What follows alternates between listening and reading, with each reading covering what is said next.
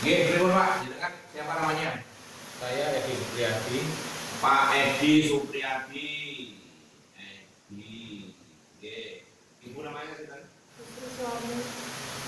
Sri Suwarni. Sri Suwarni. Nggih. Alamatnya? Jalan Gading. Terus RT 08 RW 05 Jatiwates.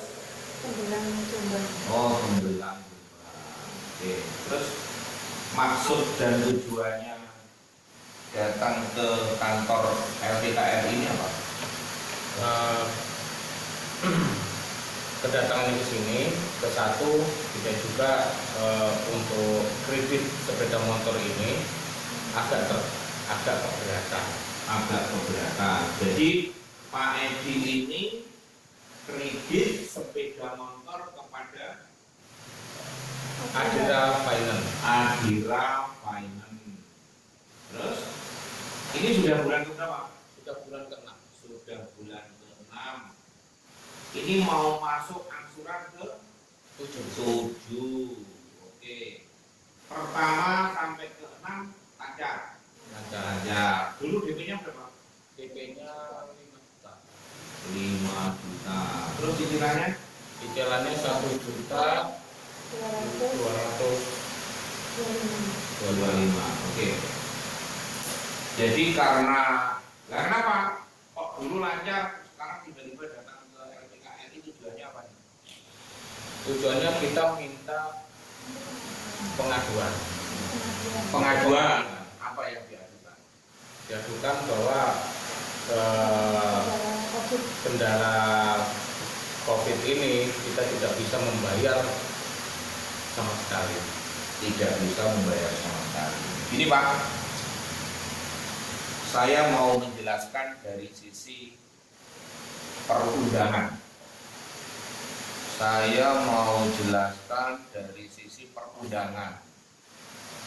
Jadi mengacu kepada Undang-Undang Republik Indonesia Nomor 8 Tahun 99 tentang perlindungan konsumen. Ya, ini saya langsung jujuk aja biar cepat. Langsung ke pasal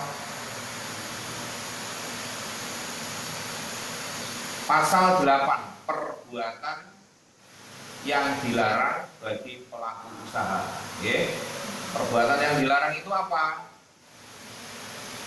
Pelaku usaha dilarang memproduksi dan atau memperdagangkan barang dan jasa yang A. tidak memenuhi dan seterusnya, nanti dibaca sendiri, tidak sesuai dengan berat bersih dan seterusnya, tidak sesuai dengan ukuran dan seterusnya, nanti dipelajari sendiri ya.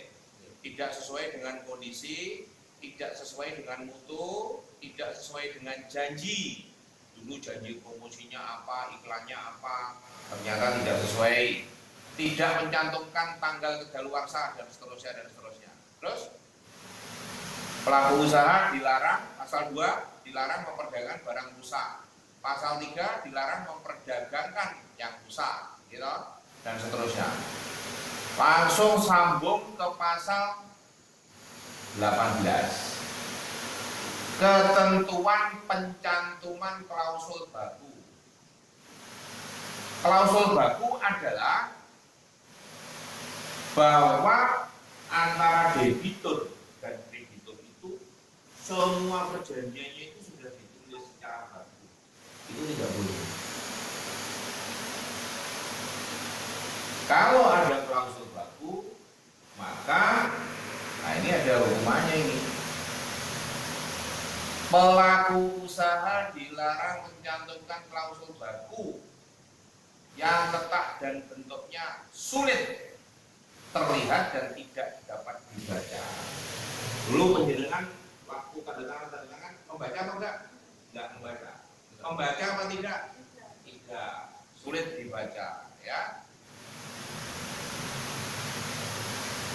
Setiap klausul baku, tolong jangan baca, yang tegas.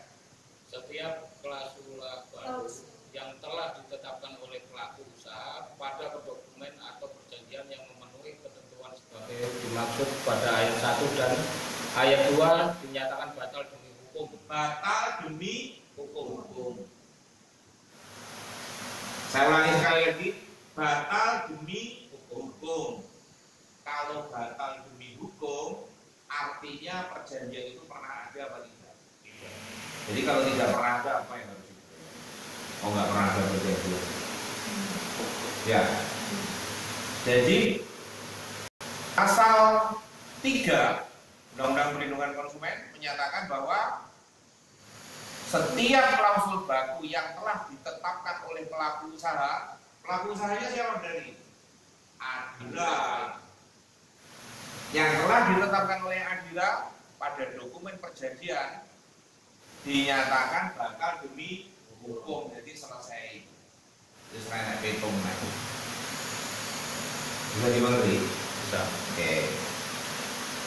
Sekarang lanjut. Pasal berapa tadi? 2.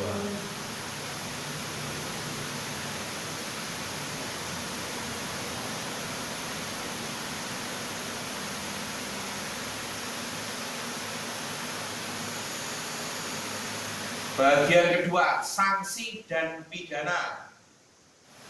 Tolong dibaca dengan tegas. Pelaku usaha yang melanggar ketentuan sebagai dimaksud dalam pasal 8, pasal 9, pasal 10, pasal 13 ayat 2, pasal 15, pasal 17 ayat 1, huruf A, huruf B, huruf C, huruf E, ayat 2.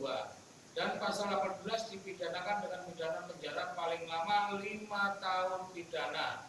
Denda paling banyak 2 miliar. Stop.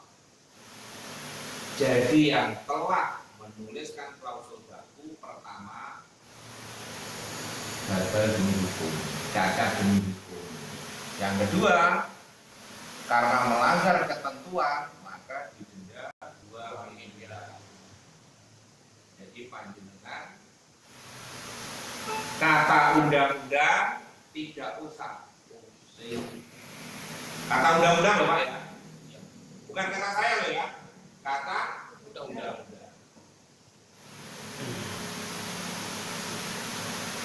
Dimengerti? Mengerti. Ya, undang-undang mengamanatkan bahwa undang-undang apa? Undang-undang Perlindungan Konsumen nomor 8 tahun 99. ya. Sudah clear? Sudah tahu jawabannya? Jadi aduan saya terima jamune niku wau.